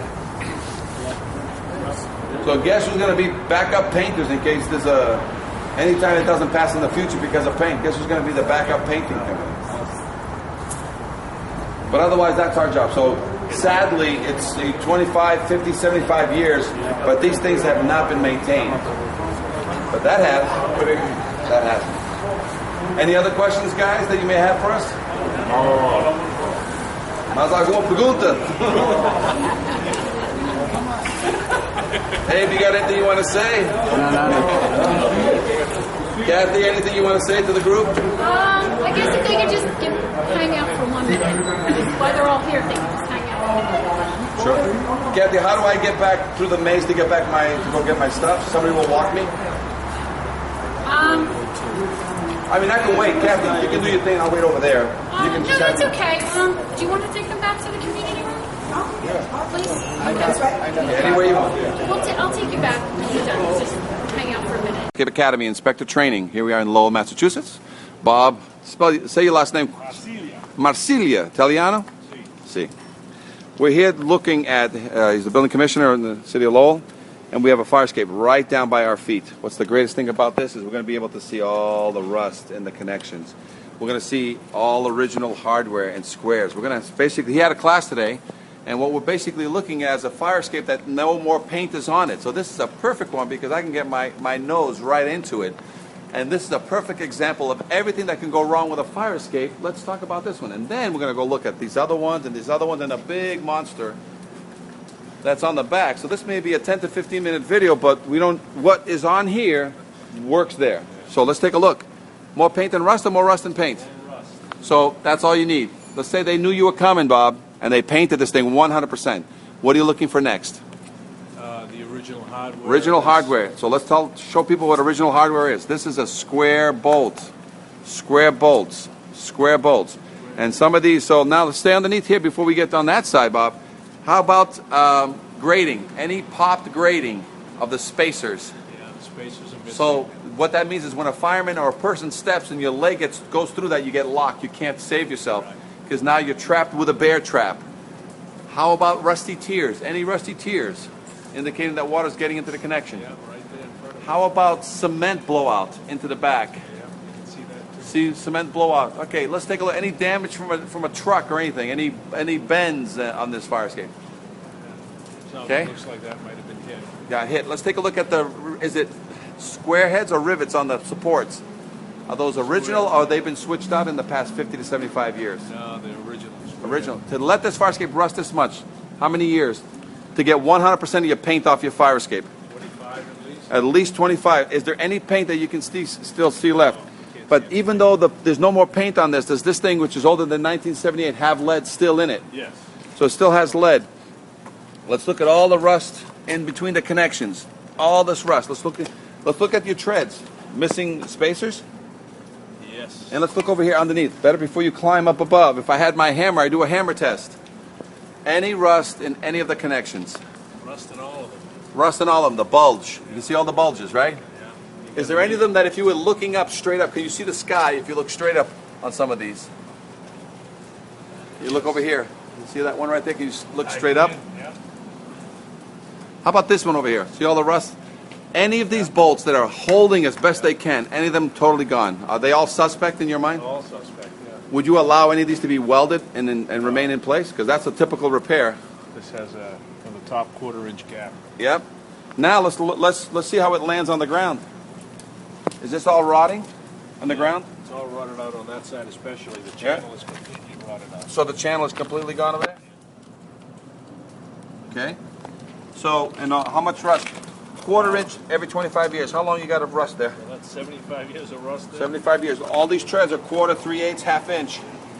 If I was to stomp along on these, you think some of these would give way? Some of them have been patched with some welded bars. This is a typical repair when these flats give out. Yes. Lots of bends and smashes. I'll go slowly up this fire escape. I won't go too far, but you got enough evidence here that this is a perfect candidate of how bad things get when you just leave it alone. Have your inspectors ever walked down these alleyways? Yes. And why didn't they write this one up? Well, we haven't had the program yet. Maybe they did and nobody paid attention. Maybe they didn't know what to look for. And if it ain't broke, why fix it? There's also other reasons too. It's just it's not the priority. People think these are great. They've always been great. That nobody's ever fell 25 years ago. Yeah. Nobody fell 50 years ago. And they think that these things are indestructible. But now this is what I call a hidden time bomb. This is a grenade with a pin already pulled out of it. A fireman or somebody coming out of that top is going to fall down these stairs and get hurt or jammed or stuck. Yeah. So this is part of the 101.3. All exterior steel or wooden stairs. Correct. Okay. Is this an exterior steel or wooden stair? It is. Is there enough water falling on it? There's plenty of water falling. Got obstructions? Yeah. This is fairly new. This is 10, 15 years old. Yeah. Nailed together. Safe, solid, you think? We wiggle it a little bit? Okay. Does this need to be inspected on the 101.3? It does. So all exterior steel or wooden stairs need to be inspected. Need a permit to repair this? Yes. Renovator's license? No paint on it. No paint on it, but they can stain it. There's no paint. How about this one? All exterior steel or wooden stairs. What is this? It's a steel bulkhead stair combination. This is a stair. This is an egress. We're missing anything here? Handrail. Handrails are missing. It's over 30 inches. Let's take a look at that. There's water falling on it. These are all metal. Any bulging rails or this looks like an adaptation to a bulkhead plus a stair. It is, yeah. But it's missing its rail. Yeah. It's fairly 15 to 25 years old. You estimate? Yeah. Does this need to be inspected and have a cert on this? It does. Okay, so because it's 101, all exterior steel wooden stairs. Now let's take a look at this one. Now this is going to happen a lot of times. You can't even get access. Yeah. So let's talk about access. This door right here, which has a lock, is illegal because now these people cannot egress. It's very simple. On the inside, there's a push bar. Yeah. That's all you do. So whenever you have these gates that do whatever this thing is doing here for the trucks, that must be able to be pushed out. So that's a simple modification to make that a crash bar door. And then if you mesh enough of this, you mesh this, then nobody can put their hand in and force the door open. So that's but it's illegal to lock somebody in a cage. Now, let's talk about from down here, and I can't get any more closer, from down here, more paint than rust or more rust than paint on the entire fire escape? It's about equal, I would guess, but Right, mostly paint, mostly rust. Mostly rust, so it needs a paint job. Now, from down here, and I know you can't see to the 5th or 6th floor. You just need to look at the 1st floor. Any evidence of maintenance, any shiny hex head bolts in this 50 to 75-year-old structure? No, I see a mix of square head and rivets. Okay, square heads and rivets. So it's 50 to 75 50 to years 75 years old. No evidence of maintenance. No evidence. Is every connection on there suspect then? Yes. Any release arm on there that you can see that would let that cantilever drop 2 to 3 feet per second? I can't see a release mechanism. So you're not sure whether even the cantilever is balanced correctly? Correct.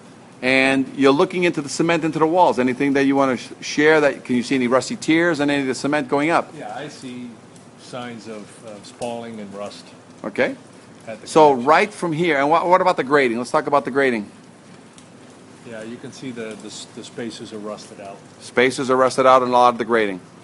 So again, as an inspector from down below, and you start looking up, a lot of these buildings that are 50 to 75 years old have not seen a certification in at least 25 years.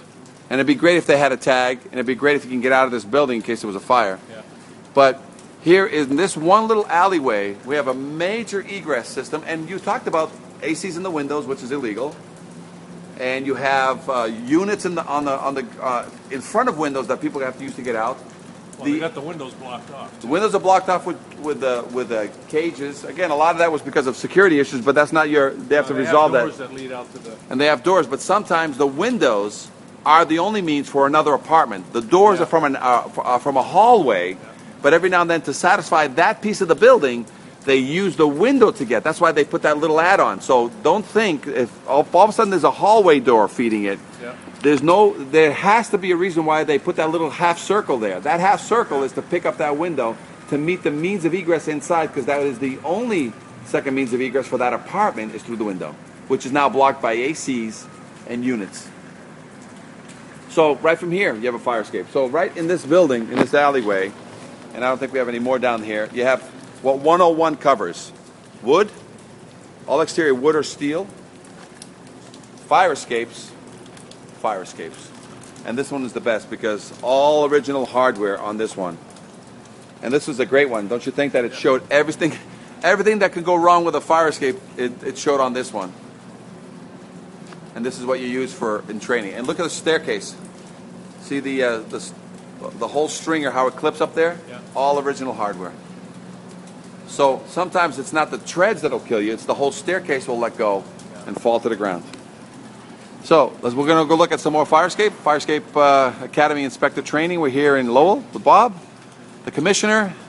And in this city, you touch a fire escape in this city, he wants a permit, he wants a renovator's license, he wants engineer oversight. Otherwise, this fire escape will not be allowed to be certified, or he wants a load test. Fire Escape Academy Inspector Training.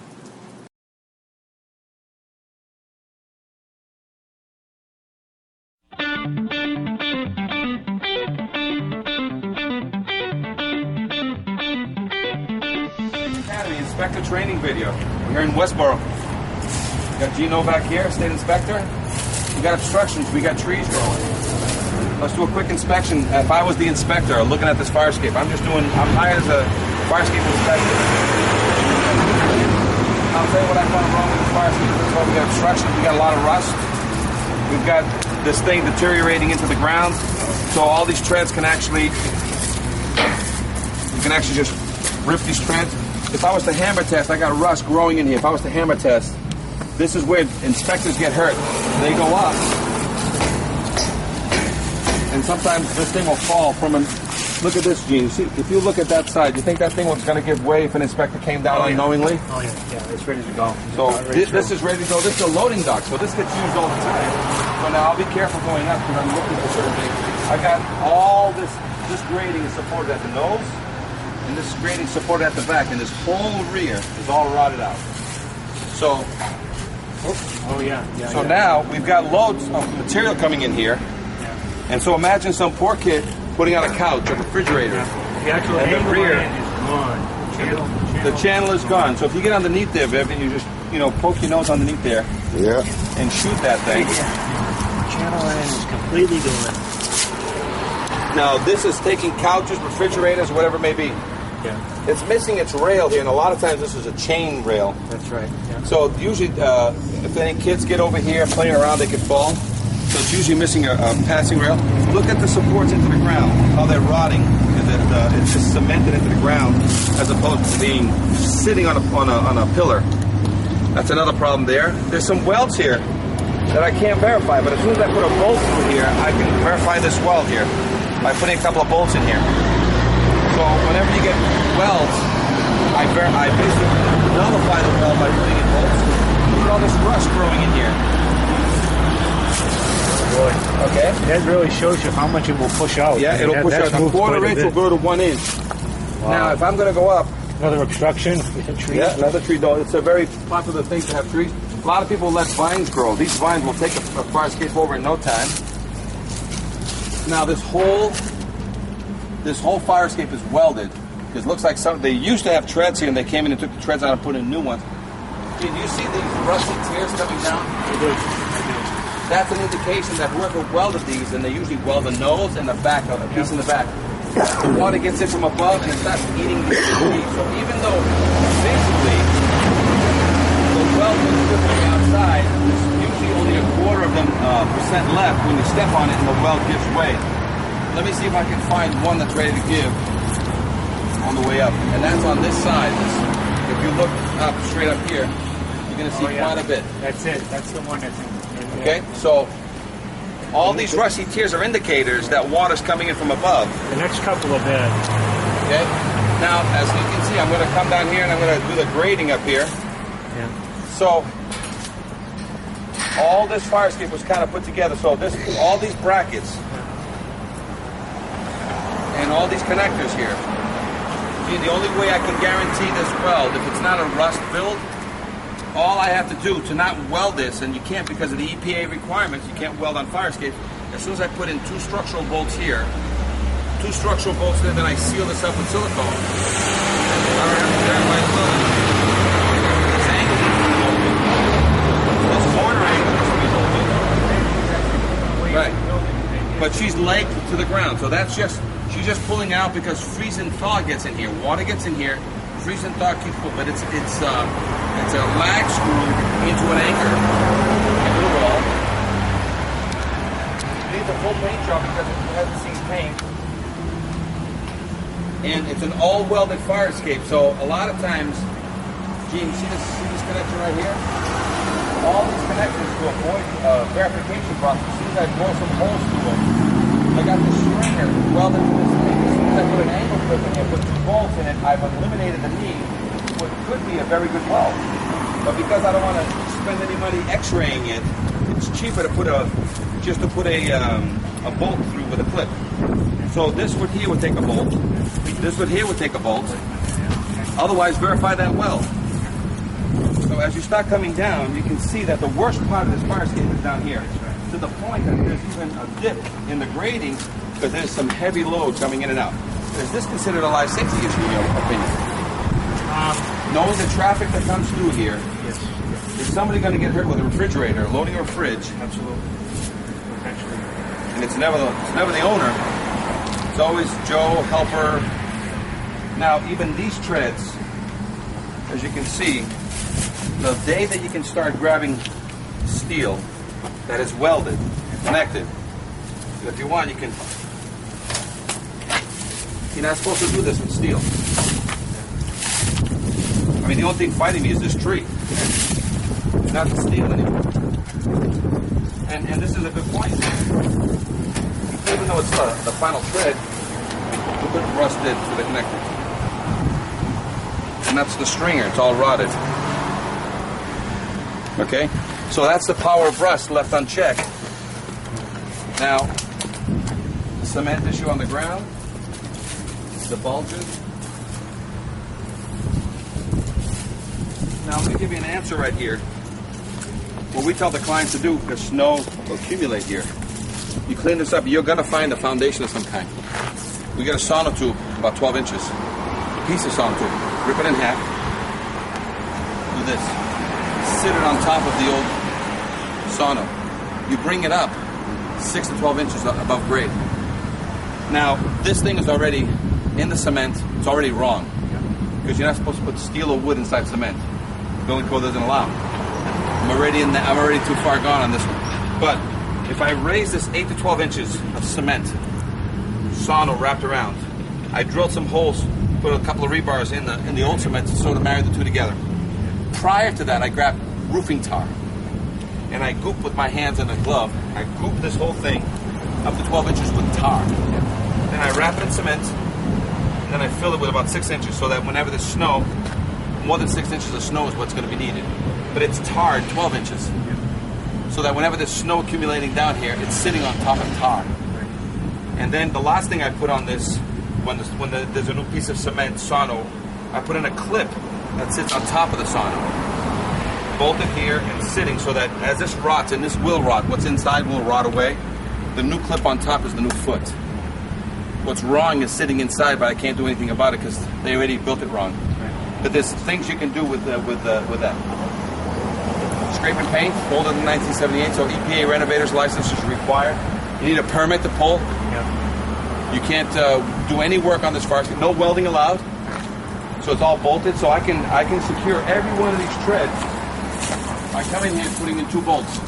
I drilled 2 3/8 holes. Do I have to guarantee these welds anymore? No. As soon as I put in the 2 bolts, I've nullified the weld. I still will try to seal it on top so water doesn't get in there anymore. 50-year silicone is a great thing to have. We're actually missing one behind here. Yeah. Yeah. So it's an unsupported piece of grading. There you go. And you can actually. Yeah, we got work to do here. Yeah. So these are the kind of things, because you get very few of these fire escapes are kind of whipped into a shape like this one. This is kind of brought here, and some guy had pieces, and he created this fire escape system. Most fire escapes, believe it or not, are built to standard, built to code. This, every now and then, there's one that's shoehorned in, and this is one of those that is kind of shoehorned in. But that's all you have to worry about is, do they know what to look for? Do they know what to expect? How do you deal with a welded fire escape versus a bolted fire escape? And all the codes associated. But if you have a permit that you pull, and you are the one overseeing that to make sure that the vendor who's doing the work is correct, and then there's the confidence test, this is the sign-off. Meaning, if I'm going to oversee this job, the engineer has to oversee. So there's 3 to 5 visits required by an engineer. So that if he's watching this and he's going to be signing, he can't do an initial inspection and a final inspection 6 months from now. He must schedule and get paid for by the owner an initial inspection review. The vendor is starting to do the work. He must show up when the vendor's working, watch the job, make sure it's going according to his standard, come in the middle of the job, come in the 3/4 of the job, and then do a final. Because he's signing off on a certification.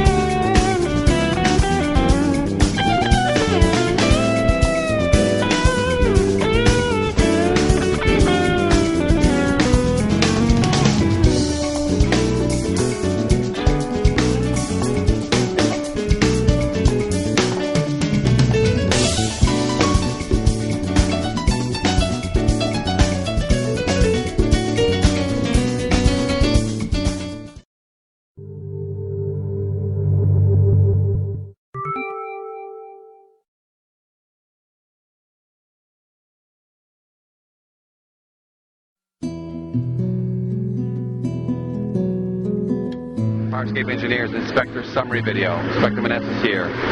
We're on Brooklyn, New York. It's Fire Escape. Fire Escape is very serious condition. It's in a state of collapse. The entire fire escape is very, very bad. It has fallen, hasn't seen a repair or paint job in 25 to 50 years. We got rust growing everywhere. Everything is breaking. This is a great fire escape to learn what happens when you ignore a fire escape. That everything gets eaten. Look at all this. The bolts are still there. The bolts are missing. This fire escape, if you would step on it or a fireman was to step on this thing would collapse and kill or hurt somebody. Missing treads. All original hardware. This fire escape needs 100% refurbishment and a full paint job, as well as, because this was an addition to the building that they put in here, it used to go down to the ground, so they need a catwalk all the way down here. There's a bakery now. They need a catwalk all the way down here, up and over, and into this yard. Because right now you can't get down there any other way. So right now this fire escape needs to come down, but it needs a full refurbishment. 100% rebolting of every connection. All the connections into the wall need to be verified because they're all unverifiable, very porous wall. And as you can see, all the connections into the wall are pretty bad. So original rivets, reinforce or rebolt. Rails are bad. All the connections, all the heads are missing. You know, this is how much this fire escape has been ignored. All the original hardware, but all the original hardware, every single head is kind of rotted or missing. So, and the great the stairs. Look at this. Right now, we got tenants in this building, so this has this is a life safety issue. This is an active building, so we have to make sure that this fire escape issue is resolved. They got ACs in the windows. They've got blockage. But again, the fire escape is in need of emergency repairs, and it needs full repairs immediately because there's really not much you can do for emergency repairs without fixing everything. So it really needs full paint job, full repairs, and a catwalk system with a staircase down to the ground or a ladder to the ground down at this end. Any questions? Inspector Maness, Fire Escape Engineers, 800-649-3300.